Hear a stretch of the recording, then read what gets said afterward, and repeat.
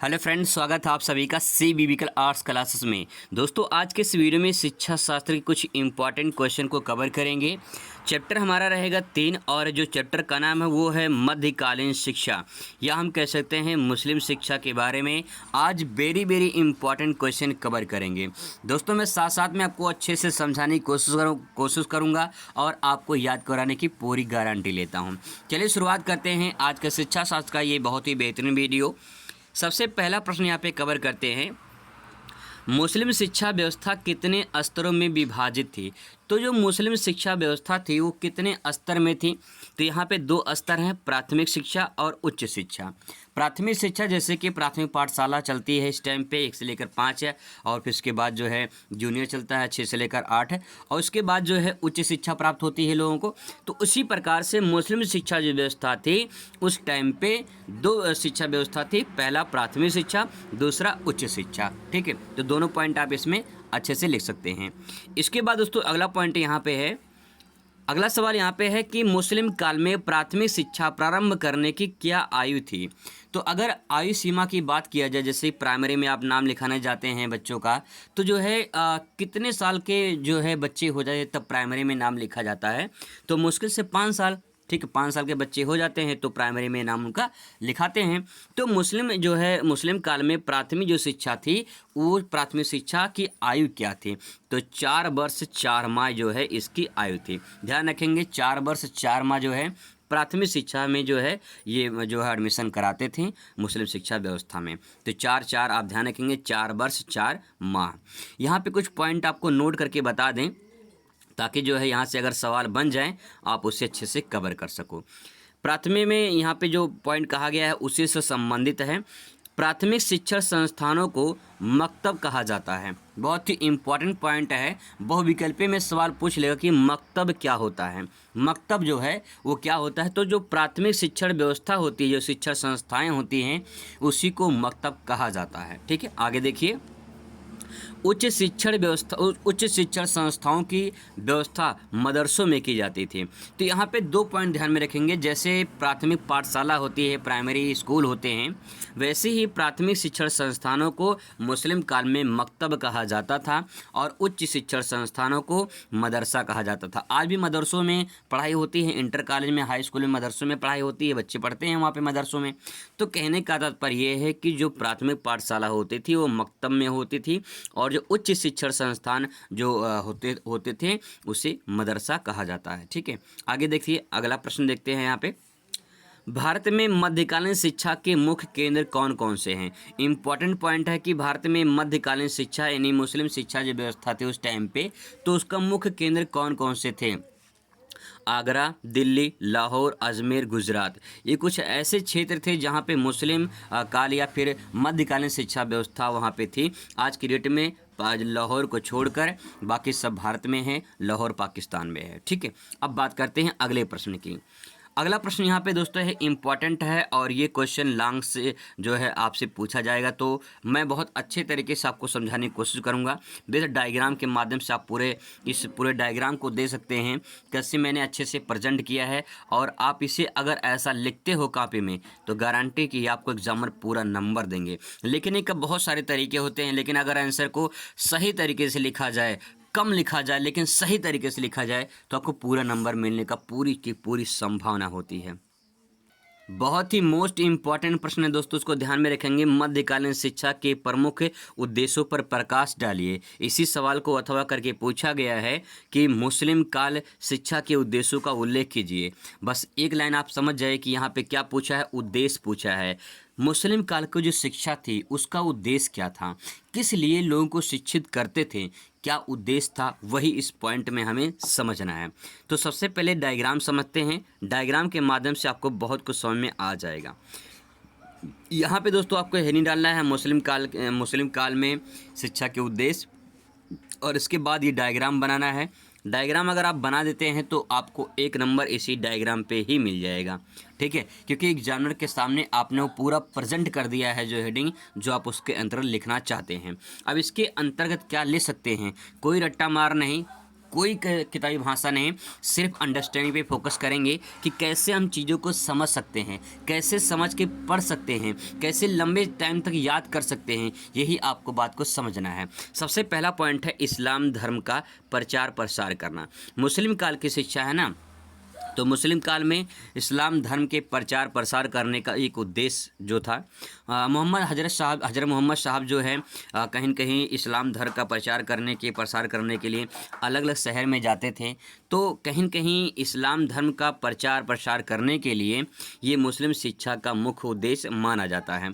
तो अब इसके अंतर्गत एक हेडिंग डालेंगे, ये इस्लाम धर्म का प्रचार, और इसके बारे में आप लिखेंगे 4 से 5 लाइन। जब लिखेंगे तो आपका लगभग जो है ये लॉन्ग क्वेश्चन में 2 से ढाई या ढाई से 3 पेज में आराम से हो जाएगा, अगर आप आराम से इसको सोच के लिखेंगे। तो इसमें क्या लिख सकते हैं, इसमें लिख सकते हैं कि जो इस्लाम धर्म है इसके प्रचार प्रसार के लिए शिक्षा व्यवस्था की जो है, शिक्षा मुस्लिम काल में शिक्षा की व्यवस्था की, ताकि जो है इस्लाम धर्म का और अधिक से अधिक लोग समझें, जानें और उसको जो है अब इस्लाम धर्म को अपनाएं। तो ये जो है काफ़ी इम्पॉर्टेंट है।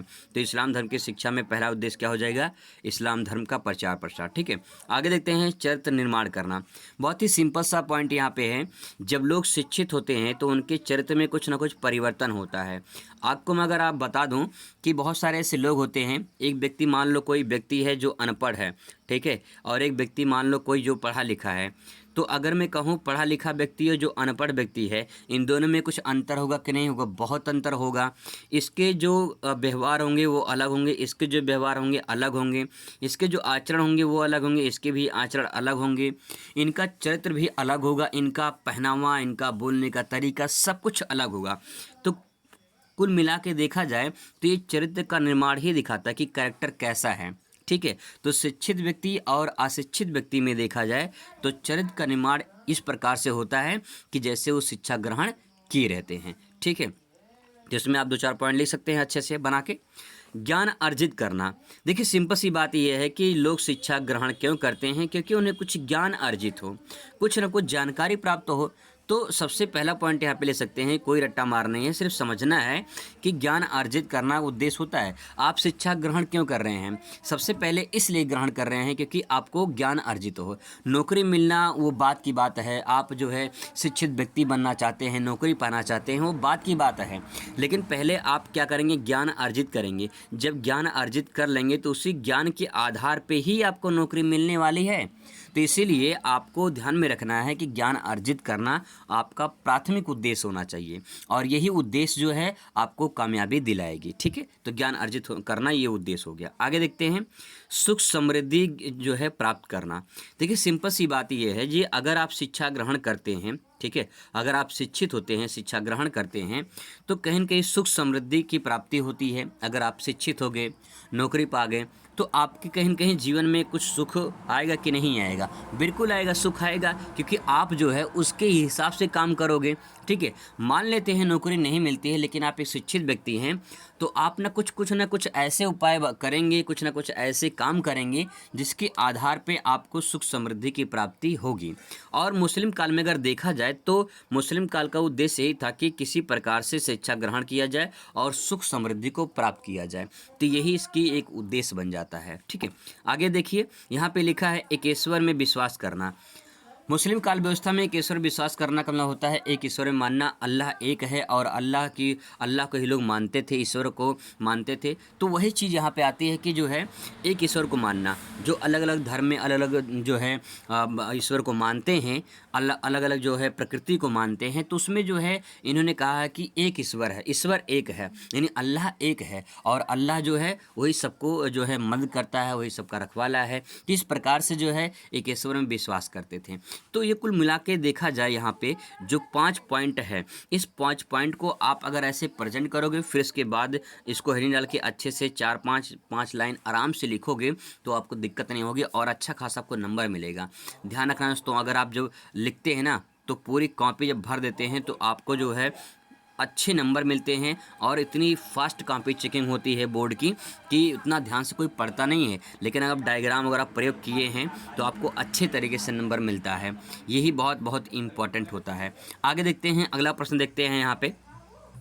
अगला प्रश्न बहुत ही इंपॉर्टेंट है, इसको मैंने डायग्राम के माध्यम से भी प्रेजेंट किया है। जो मध्यकालीन मुस्लिम शिक्षा की व्यवस्था है, उसकी विशेषता क्या है? तो सिंपल सी बात यह है कि मुस्लिम काल की शिक्षा की विशेषता क्या है। अभी हम लोगों ने इसके बारे में समझा कि मुस्लिम काल की उद्देश्य क्या है। अब समझ रहे हैं कि विशेषता क्या है, मतलब कि उसमें कुछ क्या विशेष बात थी, वही बात को यहाँ पे समझना है। तो सबसे पहले यहाँ पे हेडिंग डालेंगे मध्यकालीन मुस्लिम शिक्षा की विशेषताएं, और पहला पॉइंट लिखेंगे शिक्षा का उद्देश्य। देखिए, उद्देश्य और विशेषताएं लगभग आपको मिलेंगी, ठीक है। तो आपको समझने की कोशिश करना है।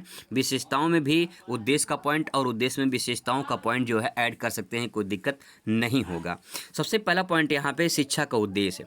देखिए, सिंपल सी बात यह है कि मुस्लिम काल की शिक्षा, चाहे फिर आधुनिक काल की शिक्षा, चाहे ब्रिटिश काल की शिक्षा की बात करें, कहीं कि उनकी सबसे बड़ी विशेषता यही बनती है कि जो है शिक्षा का कुछ ना उद्देश्य होना चाहिए। आप शिक्षा ग्रहण क्यों कर रहे हैं, किसके लिए कर रहे हैं, क्या करना चाहते हैं, भविष्य में क्या बनना चाहते हैं, ये शिक्षा का उद्देश्य होना चाहिए। अगर बिना शिक्षा के उद्देश्य के अगर आप जो है पढ़ रहे हैं, तो उसका कोई मतलब नहीं होता है। आप सिर्फ कामयाबी, आप डिग्री लेने के लिए पढ़ रहे हैं, तो उसका कोई उद्देश्य नहीं शिक्षा का। शिक्षा का उद्देश्य तब होता है जब आप किसी न किसी लक्ष्य को हासिल करने के लिए शिक्षा ग्रहण करते हैं, तो वो सही शिक्षा होती है। यही शिक्षा का उद्देश्य में आप पॉइंट लिख सकते हैं। इसके बाद ज्ञान का प्रसार। देखिए, अगर आप शिक्षा ग्रहण करते हैं तो कहीं न कहीं सीखते रहते हैं। शिक्षा का मतलब क्या होता है? शिक्षा का मतलब ही सीखना होता है।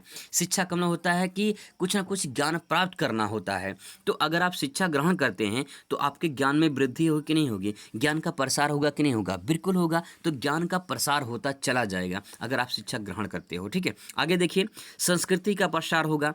जो भी आपकी संस्कृति है, चाहे जो आपकी संस्कृति हो, चाहे जो आपका धर्म हो, उस धर्म की जो संस्कृति है, उस धर्म की संस्कृति का प्रसार होगा, क्योंकि आप उस धर्म से संबंधित शिक्षा ग्रहण कर रहे हैं।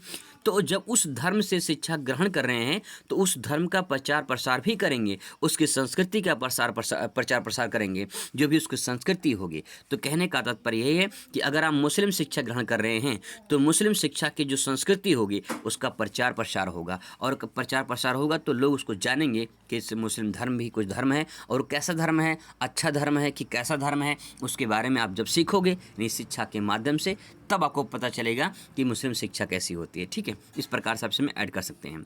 इसके बाद नैतिकता का प्रसार। नैतिक मतलब बहुत लोग होते हैं कि इससे नैतिकता का मतलब चरित्र का कह सकते हैं। आपके नैतिक विकास होगा, आपके मानसिक विकास होगा, आपके शारीरिक विकास होगा। मैंने अभी आपको एग्जाम्पल दिया ना कि एक व्यक्ति है जो पढ़ा लिखा है, एक व्यक्ति है जो पढ़ा लिखा है, और एक व्यक्ति है जो अनपढ़ है, ठीक है। एक व्यक्ति है जो अनपढ़ है। तो कहने का तात्पर्य है कि पढ़ा लिखे व्यक्ति और अनपढ़ व्यक्ति में कुछ ना कुछ अंतर होगा। उसके पहनावे में, बोल चाल में, उठने बैठने में, सब कुछ उसके कैरेक्टर में पूरा का पूरा परिवर्तन होगा। तो वही चीज़ यहाँ पे है, नैतिकता के प्रसार में उसमें वृद्धि होती है। जैसे शिक्षा ग्रहण करते चले जाते हैं उनमें कुछ न कुछ परिवर्तन होता है। तो शिक्षा का उद्देश्य होना चाहिए पहले सीखना, और सीखने के माध्यम से ही आप कुछ परिवर्तन बदलाव कर सकते हैं। इसके बाद दोस्तों यहाँ पे अगला पॉइंट ले सकते हैं, यहाँ पे सुख समृद्धि की प्राप्त करना। वही चीज़ यहाँ पे आती है। मैंने अभी आपको बताया कि शिक्षा में मतलब इस मुस्लिम शिक्षा व्यवस्था में आप विशेषताओं का उद्देश्य में, उद्देश्य का विशेषताओं में पॉइंट ऐड कर सकते हैं। आपका 100% सही हुआ, कोई गलत नहीं कर सकता है। तो यहाँ पे वही चीज़ आती है, सुख समृद्धि की प्राप्ति होना। अगर आप शिक्षा ग्रहण करते हैं तो उसकी विशेषता बन जाती है कि आपके जीवन में कुछ ना कुछ सुख समृद्धि जरूर होंगे। बहुत सारे ऐसे लोग होते हैं कि जो सोचते हैं कि जो है पढ़ने लिखने से कुछ नहीं होने वाला है, लेकिन अगर आप शिक्षा अच्छे से ग्रहण करते हैं, अच्छे तरीके से ग्रहण करते हैं, तो कुछ ना कुछ जीवन में बदलाव होता है, कुछ ना कुछ परिवर्तन होता है।